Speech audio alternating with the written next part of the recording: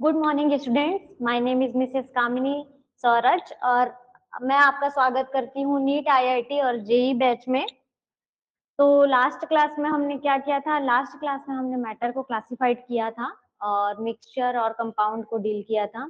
आज की क्लास में हम एक बेसिक टर्म क्लियर करेंगे जो है आपका एटॉमिक नंबर और मॉलिक्यूलर वेट, मॉलिक्यूलर मास। ये दोनों हम क्या करेंगे? क्लियर करेंगे आज की क्लास में। तो आपका जो फर्स्ट चैप्टर चल रहा है वो है आपका some basic concept of chemistry. तो आज हम इस चैप्टर में क्या क्या क्लियर करेंगे? पहला तो आपका एक होगा atomic number, atomic number.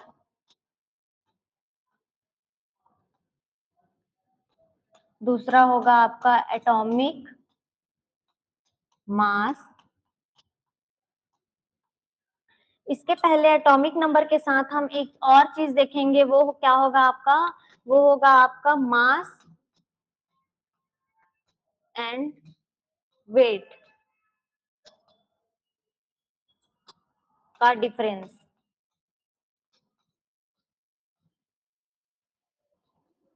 Difference between mass and weight. बहुत सारे बच्चे एटॉमिक नंबर और molecular weight, molecular mass, atomic mass, इन सब में कंफ्यूज हो जाते हैं। तो आज हम एक सिंपल सा टॉपिक लेकर के चलेंगे कि आपका एटॉमिक नंबर क्या है और एटॉमिक वेट क्या होता है, एटॉमिक मास क्या होता है, मॉलिक्यूलर वेट क्या होता है और मॉलिक्यूलर वेट या मास कैसे फाइंड आउट करते हैं।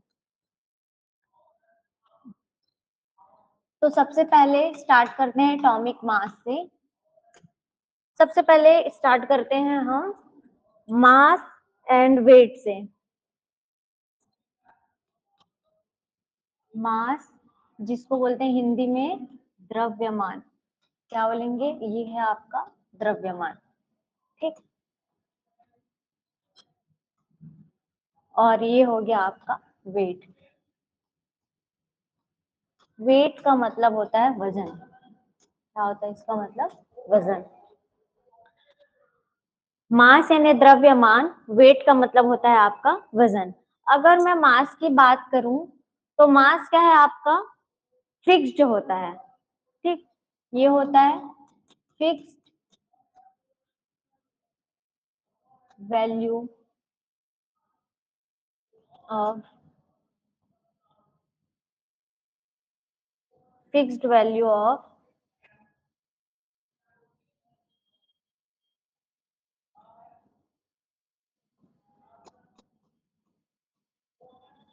कंपोनेंट।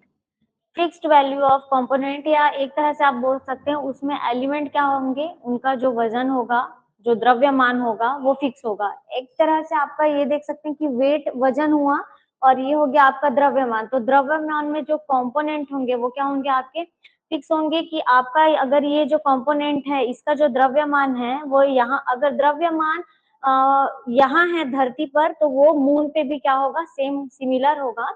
जो आपका द्रव्यमान है मास, वो अगर आप पृथ्वी पर आपका जो वेट है, एग्जाम्पल के लिए अगर आपका जो द्रव्यमान है वो 50 केजी है, कितना? 50 केजी है यहाँ पर, किसमें? अर्थ में।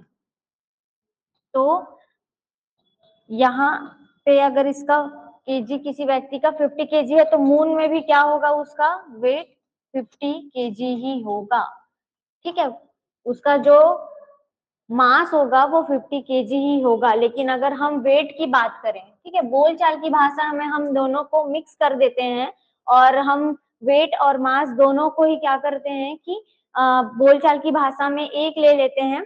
लेकिन वेट एक्चुअली क्या होता है? ये ग्रेविटी बेस्ड होता है, ग्रेविटी बेस्ड होता है। यदि अर्थ में आपका जो वजन है वो 50 केजी है तो मून में सिमिलर नहीं होगा, क्योंकि वहां पर ग्रेविटेशनल फोर्स बहुत ही जीरो होता है, लो होता है।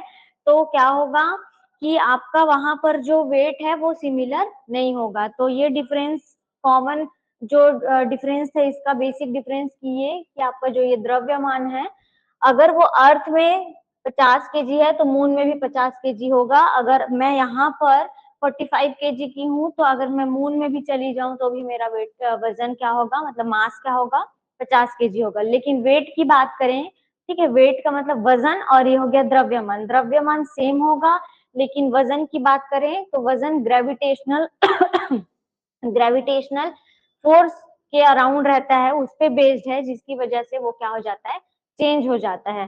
तो ये है इनका एक तो बेसिक डिफरेंस। नेक्स्ट हम देखते हैं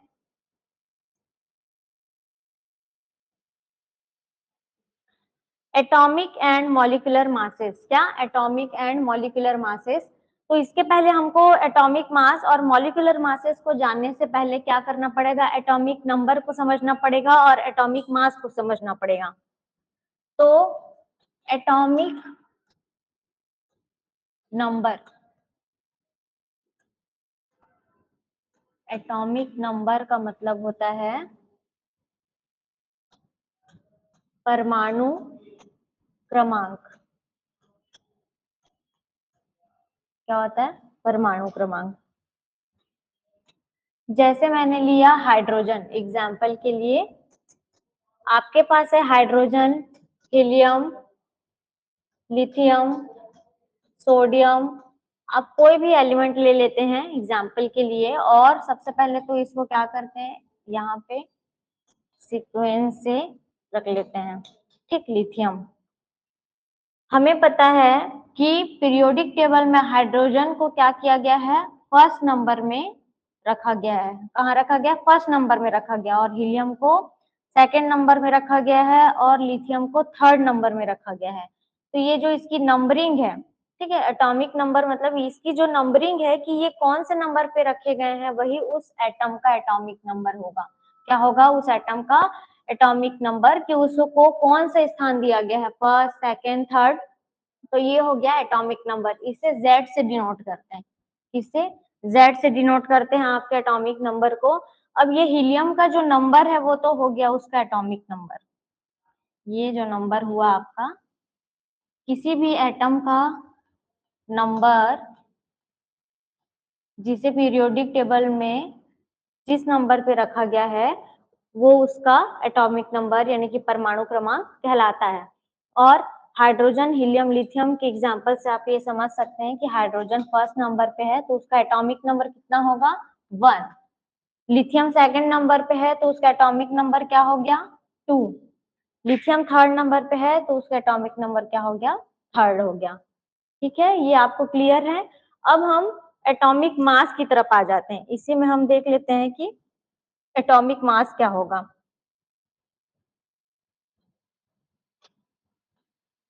ये हो गया आपका एटॉमिक नंबर।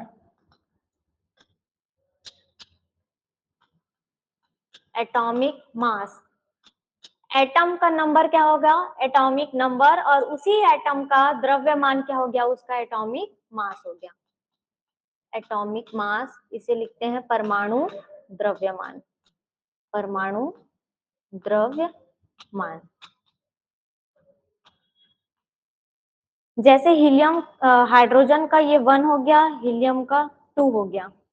ठीक, जब ये एक हो, ओनली सिंगल एटम हो, एटम के फॉर्म में हो, तब आप क्या बोलेंगे इसको कि इसका ये जो नंबर है जिसे पीरियोडिक टेबल में जिस सीक्वेंस में रखा गया उसका नंबर उसका एटॉमिक नंबर हो गया। अब इसका मास भी कुछ होगा। ठीक है, तो जब हम एटॉमिक मास की बात करते हैं तो किसी भी एटम का मास उसका दुगना होता है। किसी किसी केस में एक्सेप्शन भी है, लेकिन मोस्टली कि एटम का जो मास होता है वही क्या कहलाता है? उसका परमाणु द्रव्यमान, उसका एटॉमिक मास कहलाता है। तो ये है आपका हाइड्रोजन का 1। जब हाइड्रोजन हाइड्रोजन का जो एटॉमिक मास है वो जनरली 1.008 AMU के बराबर होता है। इसे 2 नहीं ले सकते। हाइड्रोजन एक ऐसा एलिमेंट है जिसका जो एटॉमिक नंबर है वो 1 होता है और उसका एटॉमिक मास भी क्या होता है? 1 होता है। ठीक, इसका एक एक्सेप्शन ये है कि जब ये हमारे आइसोटोप के फॉर्म में आते हैं, ठीक है, आइसोटोप के फॉर्म में जब आते हैं तब इसका आइडेंटिकल और भी एग्जाम्पल है जिसमें मास चेंज हो जाता है, तो हम उसके बारे में आगे जानेंगे। अभी देखते हैं कि हमारा जो एटॉमिक मास है वो कैसे फाइंड आउट करना है। ये हो गया हीलियम। हीलियम का जो एटॉमिक नंबर है वो 2 होता है और इसका एटॉमिक मास जानना है तो 2 इंटू मल्टीप्लाई 2 कर देंगे तो आपको जनरली क्या आएगा 4 मिल जाएगा, जो कि हीलियम का क्या होगा एटॉमिक मास होगा। लिथियम 3 होता है, ठीक है, और 3 2 जा 6। कुछ केस में जैसे कि मैंने कहा एक्सेप्शन है, तो लिथियम का एटॉमिक मास 5 पॉइंट समथिंग 1 के अराउंड कुछ होता है। तो जो स्पेशल केस है आपको उसको याद रखना पड़ेगा कि कौन कौन से एलिमेंट ऐसे हैं जिनका जो एटॉमिक मास है वो थोड़ा डिफरेंट है। इसी एग्जांपल को लेते हुए हम इसी मेथड से आगे बढ़ते जाते हैं और देखते हैं कुछ और एलिमेंट्स। ये हो गया सोडियम, लिथियम का भी एक्सेप्शन था, ठीक। ये हो गया आपका कार्बन, ये हो गया आपका नाइट्रोजन, ये हो गया आपका ऑक्सीजन, ये हो गया फ्लोरीन, ठीक। ये हो गया नियॉन, फ्लोरीन, और ये हो गया आपका नियॉन, ठीक।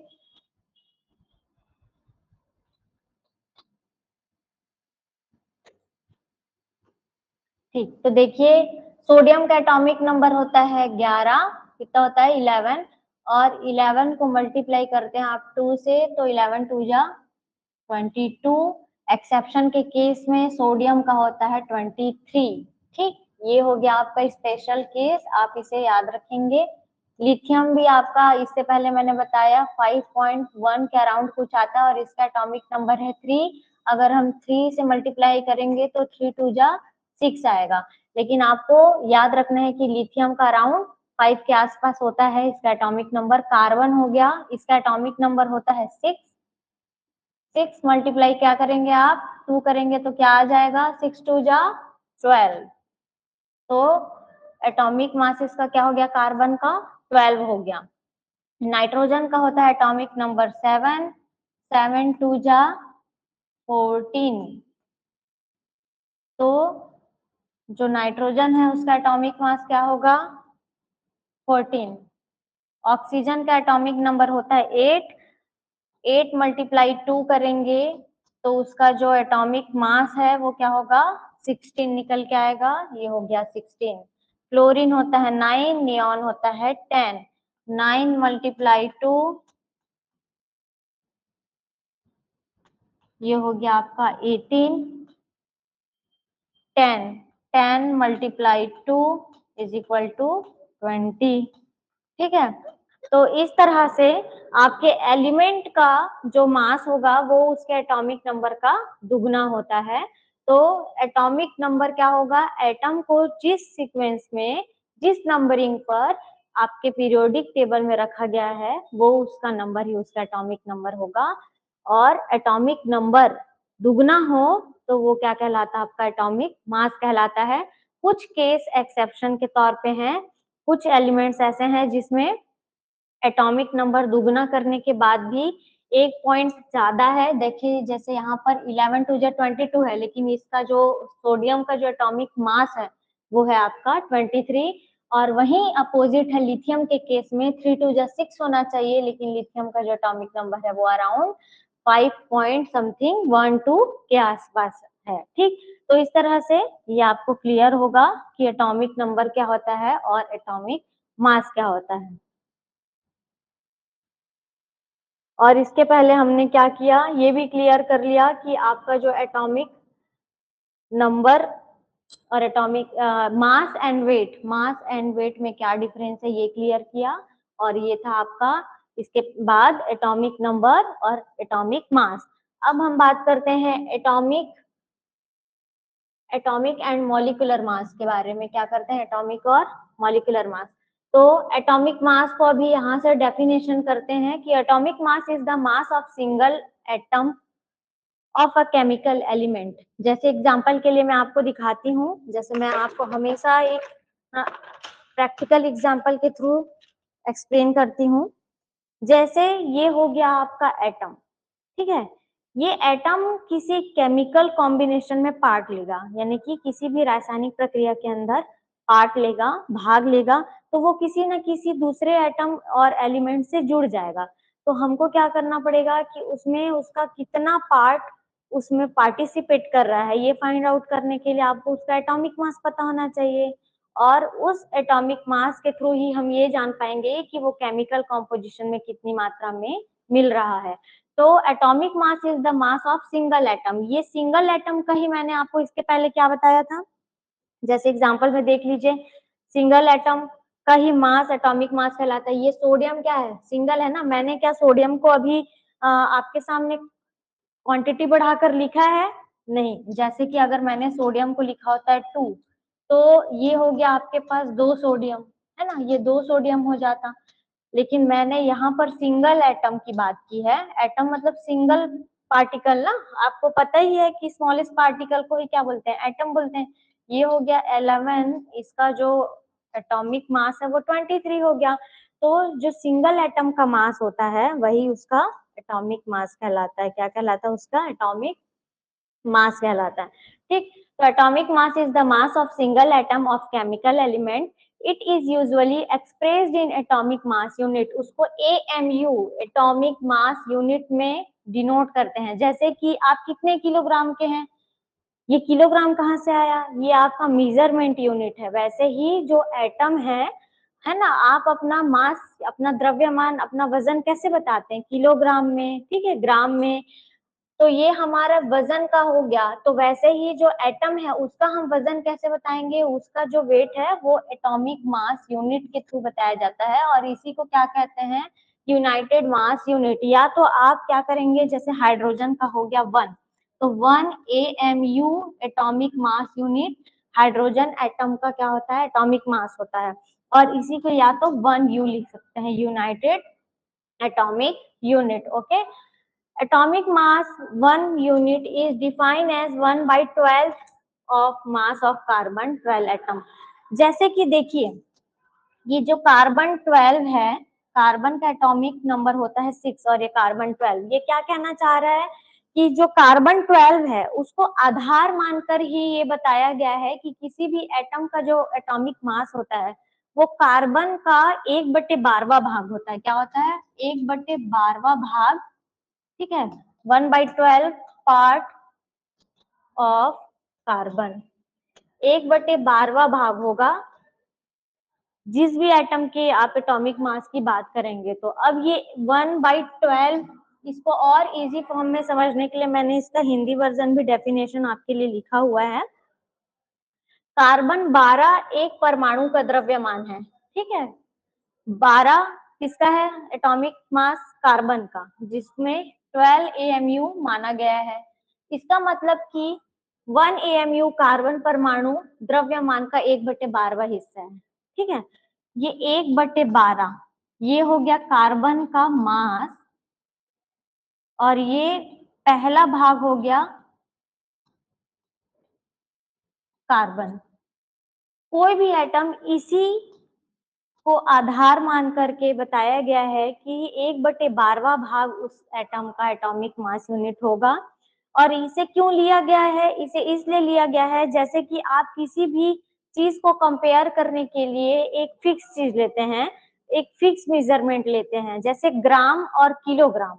ग्राम छोटा है और किलोग्राम बड़ा है, ये आपको कैसे पता चला, क्योंकि आपने उसका एक मेजरमेंट जाना कि किलोग्राम में कितने पॉइंट आपके जो हैं होंगे और ग्राम में कितने पॉइंट होंगे।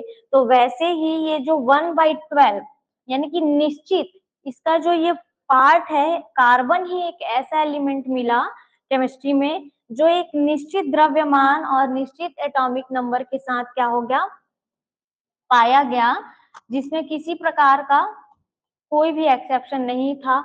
और ये फिक्स होने के कारण इसी एलिमेंट को एग्जाम्पल मान के ये बताया गया कि एटम का किसी भी एटम का जो एटॉमिक मास होता है वो उस कार्बन के 1/12 मास ऑफ कार्बन के अकॉर्डिंग बताया जाता है, जिसमें प्रोटॉन प्लस न्यूट्रॉन क्या होते हैं, इन्वॉल्व होते हैं।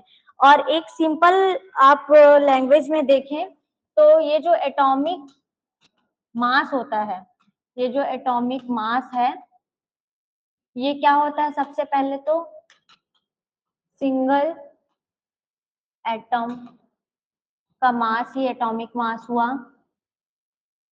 इसी को क्या बोलते हैं? परमाणु द्रव्यमान कहते हैं।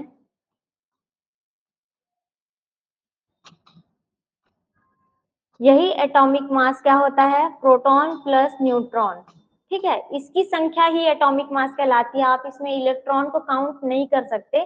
तो जनरली एटॉमिक मास में क्या होता है? प्रोटॉन और न्यूट्रॉन का ही एडिशन इन्वॉल्व होता है, उसी को ही हम क्या कहते हैं? एटॉमिक मास कहते हैं। नेक्स्ट हम देखते हैं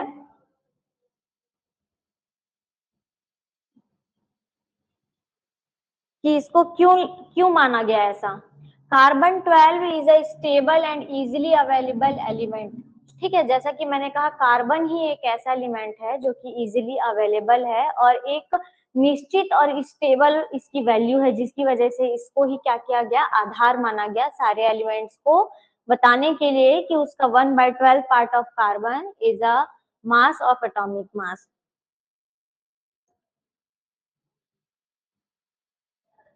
ठीक, तो हम क्या समझ रहे थे? एटॉमिक मास और मॉलिक्यूलर मास, जिसमें से हमने एटॉमिक मास को क्लियर कर लिया है। ठीक, और अब पारी आती है हमारे मॉलिक्यूलर मास की। किसकी आती है?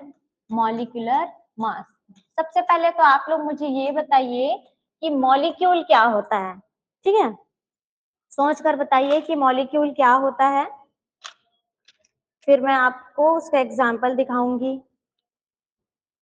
आपके लिए ही एग्जाम्पल मैं यहाँ पर ज्योमेट्री बॉक्स से वो कर रही हूँ, बना रही हूँ। तो आप देख लीजिए कि मॉलिक्यूल किस तरह से एक दूसरे से कंबाइन होते हैं। जैसे कि मैंने कहा था कि एक सिंगल एटम, एक सिंगल पार्टिकल, ये एलिमेंट एटम हुआ। जब ग्रुप ऑफ एटम बन जाते हैं तो वो क्या बन जाते हैं? मॉलिक्यूल बन जाते हैं। ठीक है, मॉलिक्यूल का मतलब हो गया अणु। ठीक, एक से अधिक, जैसे कि हाइड्रोजन की 2 क्वांटिटी हो गई, ऑक्सीजन का 2 अणु और 2 परमाणु। 2 परमाणु या 2 एटम हाइड्रोजन के क्या बनाएंगे? एक मॉलिक्यूल ऑफ हाइड्रोजन। 2 ऑक्सीजन के परमाणु मिलकर के क्या बनाएंगे? एक molecule of oxygen atom.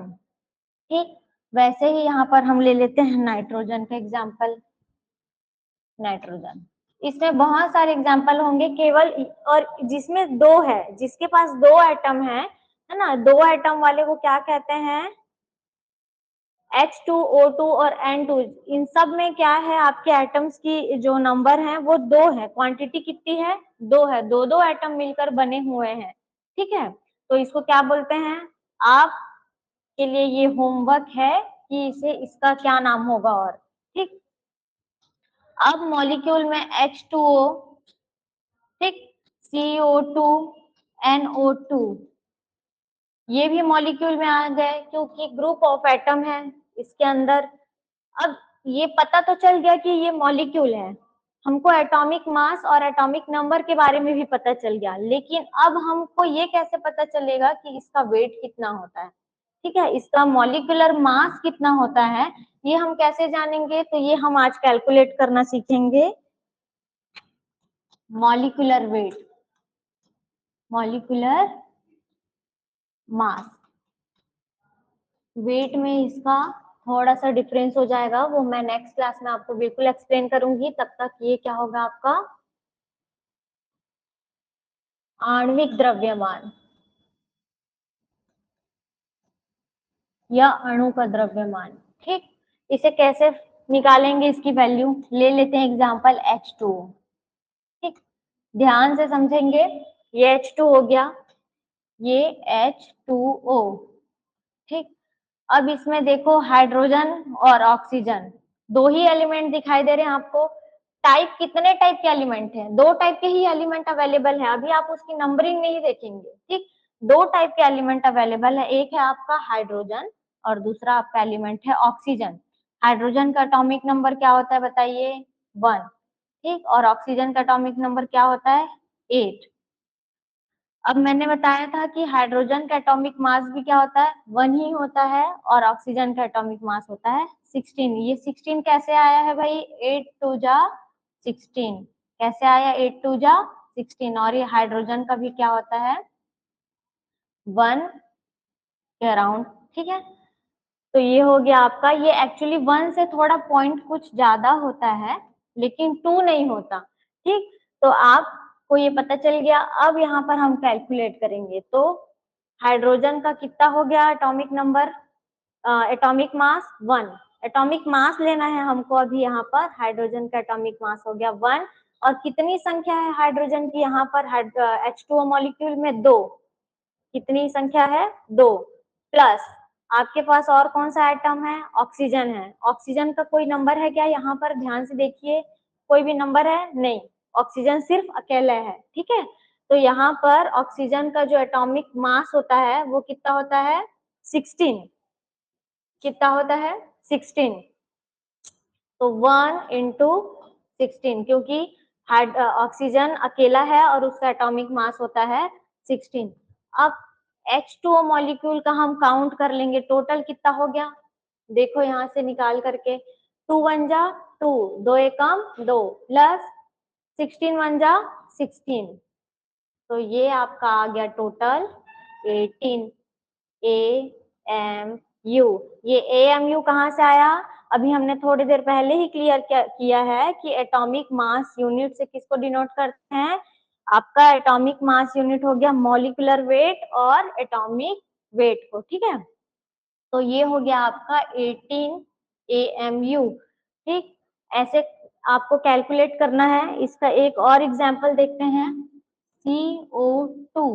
CO2 का कैसे कैलकुलेट करेंगे, तो यहाँ पर देखिए कार्बन की जो संख्या है, यहाँ पे पहले आप क्लासिफाई कर लो इसको। एक तो कार्बन है, एक ऑक्सीजन है। कार्बन का होता है 6, इसका एटॉमिक मास होता है 12। ऑक्सीजन का भी लिखा था 8, इसका होता है 16। अब यहाँ पे आए तो हमें किसकी जरूरत है, एटॉमिक मास की जरूरत है, ठीक। मैं यहाँ पे एक शॉर्ट फॉर्मूला लिखती हूँ, मॉलिक्यूलर मास का क्या होगा, एटॉमिक वेट, ए से एटम को डिनोट कर रही हूँ एटॉमिक, ठीक है। सबसे पहले तो एटॉमिक मास, एटम का mass, atomic mass multiply number of atom, multiply number of, ध्यान से देखेंगे, नंबर ऑफ एटम, ठीक है, प्लस फिर से अदर एलिमेंट का क्या होगा, atomic mass plus number of atom, ठीक। इससे आप क्या करोगे, कैलकुलेट करोगे, तो ये हो गया आपका उसका फॉर्मूला। तो अभी देखो इसका एटॉमिक नंबर कितना हो गया और एटॉमिक मास कितना हुआ, कार्बन का 6 और 12, हमें 12 का काम है, प्लस यहाँ पर नंबर ऑफ एटम कितने हैं कार्बन के, 1, प्लस ऑक्सीजन का कितना है यहाँ पे 2 है नंबर ऑफ एटम और इसका एटॉमिक मास होता है 16। अब इसको कैलकुलेट करिए फटाफट, 12 1 जा 12 प्लस 16 2 जा 32। इसको आप ऐड कर लेंगे तो कितना आएगा, 44। तो CO2 का मॉलिक्यूलर मास कितना होता है, 44। कितना होता है, 44। तो इस तरह से आपको मैं एक दो एग्जांपल का दे रही हूँ होमवर्क, आप उसे प्रैक्टिस करेंगे घर पे। ये आपका हो गया homework, SO2 NO2 H2 SO4, इसका आप कैलकुलेट करके आएंगे। और मैं आपसे उम्मीद करती हूँ कि आज की क्लास आपको पसंद आई होगी और समझ में भी आया होगा कि आज हमने क्या क्या डील किया है। Thank you for watching this class.